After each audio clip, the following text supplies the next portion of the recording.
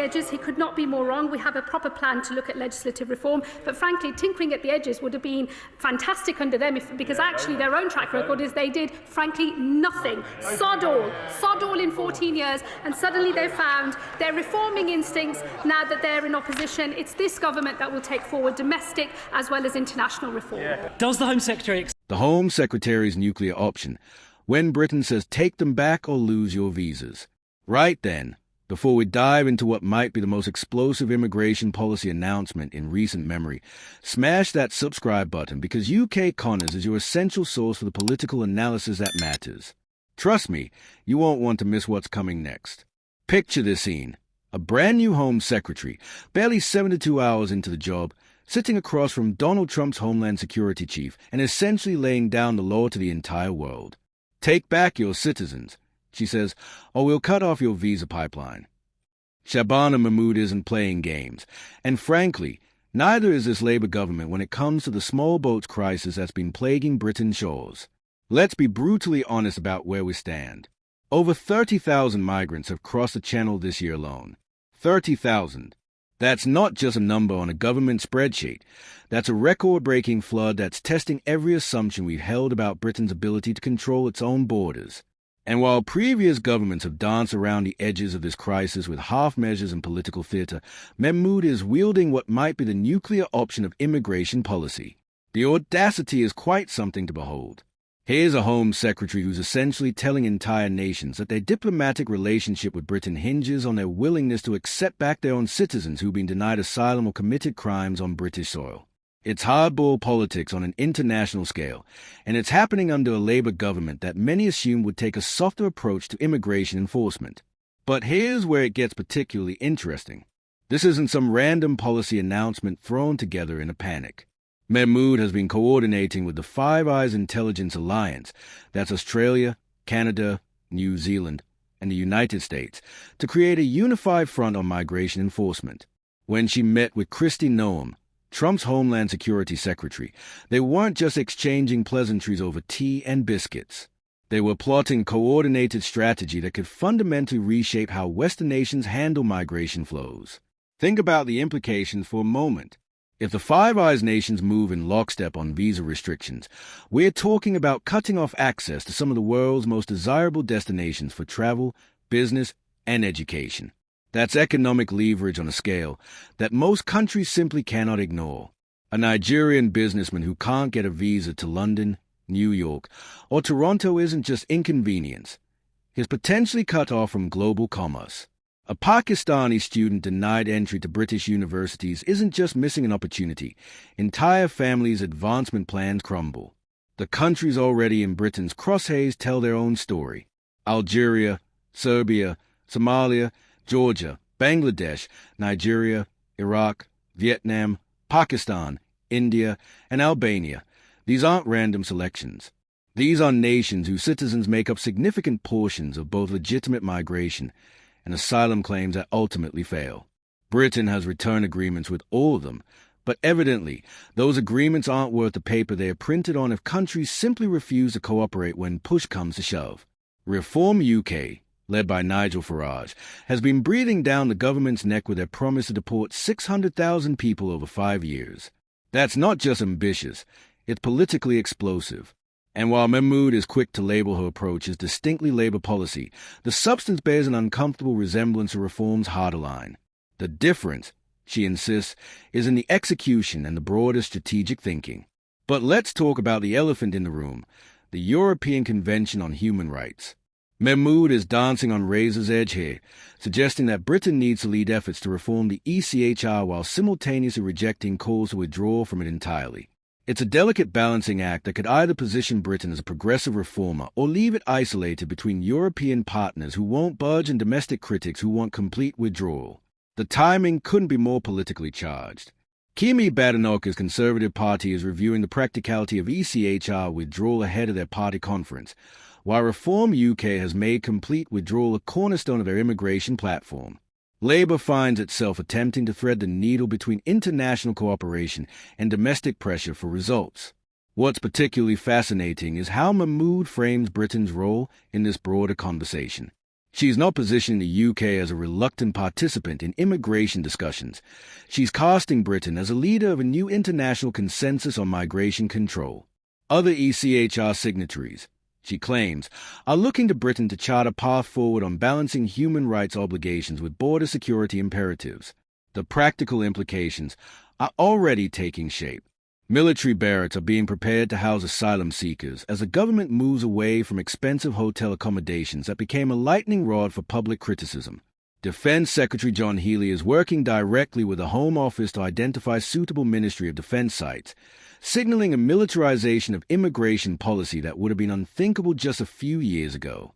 But here's what makes this entire strategy either brilliant or potentially catastrophic, depending on your perspective. Mahmoud isn't just threatening visa restrictions. She's fundamentally redefining what it means for Britain to engage with the international community on migration issues. Countries that have grown accustomed to Britain accepting their failed asylum seekers and migrants who've exhausted legal processes are being told that the arrangement is fundamentally changing. The French dimension adds another layer of complexity. Britain recently struck a repatriation deal with France, but that agreement hangs by a thread if the French government falls, as many predict it might. This uncertainty underscores how precarious international cooperation on migration can be and why Britain feels compelled to take unilateral action.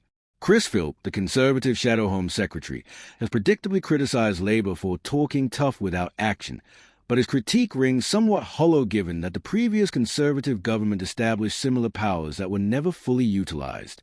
The political reality is that both major parties understand the electoral pressure around immigration. The difference lies in their willingness to use the tools at their disposal. What we're witnessing is potentially a fundamental shift in how Britain approaches international relations through the lens of migration control. Traditionally, diplomatic relationships have been managed separately from immigration enforcement. Mahmoud is collapsing that distinction, making a country's cooperation on returns a prerequisite for broader diplomatic and economic engagement.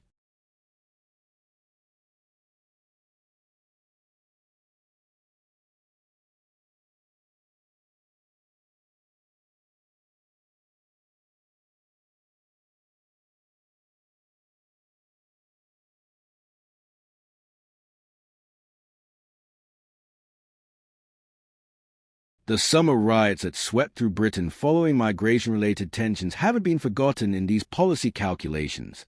Public sentiment has clearly shifted, and politicians across the spectrum understand that half measures and diplomatic niceties aren't sufficient to address public concerns about border control. Whether this represents a temporary political moment or a permanent realignment in British attitudes toward immigration remains to be seen. Consider the international precedent this sets. If Britain successfully leveraged visa restrictions to enforce migration returns, other Western nations will undoubtedly take note. We could be looking at the beginning of a new era in international relations where migration cooperation becomes a fundamental test of diplomatic relationships. Countries that have relied on Western nations to absorb their unsuccessful emigrants might find themselves facing coordinated pressure from multiple directions simultaneously. The economic calculations are stark. For many developing nations, remittances from citizens working abroad represent crucial foreign currency inflows. Educational exchanges, business partnerships, and diplomatic engagement all depend on visa access to major Western economies. Mahmoud is essentially weaponizing these dependencies in service of migration control. Yet there are risks to this approach that extend beyond immediate diplomatic tensions. International law scholars will undoubtedly question whether visa restrictions used as migration enforcement tools comply with various treaty obligations. There's also the practical question of whether countries genuinely unable to accept returns, due to political instability or administrative capacity, can meaningfully respond to British pressure. The European dimension remains particularly complex. While Britain has left the European Union, it remains bound by various international agreements and faces ongoing pressure to coordinate with European partners on migration issues. Mahmoud's approach could either strengthen Britain's hand in these discussions by demonstrating resolve, or it could isolate Britain from European partners who prefer diplomatic solutions. What's clear is that traditional approaches to migration management have failed to satisfy either humanitarian concerns or public demand for border control. The small boats crisis represents a visible failure of conventional policy tools, and Mahmoud's response reflects a government under intense political pressure to demonstrate results quickly. The coordination with Five Eyes partners suggests this isn't merely a British initiative but part of a broader Western recalibration on migration policy. If successful, we could see similar approaches adopted across the Anglosphere, fundamentally changing how democratic nations balance humanitarian obligations with domestic political pressures. The real test will come in implementation. Threatening visa restrictions is one thing. Actually cutting off diplomatic and economic relationships with non-cooperative countries is quite another. The potential for unintended consequences, diplomatic retaliation, humanitarian crises, or economic disruption means that Mahmoud's boldest proposals may never be fully realized. But perhaps that's precisely the point. Sometimes the threat of severe action is more effective than the action itself.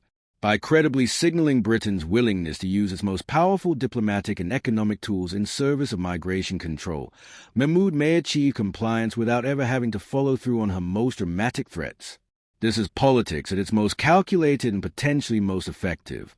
Whether it represents sound policy or dangerous brinkmanship will depend largely on how other nations respond, and whether Britain can maintain international support for its approach. What's certain is that business as usual on migration policy is officially over, and the consequences of this shift will reverberate far beyond Britain's shores. The stakes couldn't be higher, the politics couldn't be more complex, and the potential for both spectacular success and dramatic failure couldn't be more real.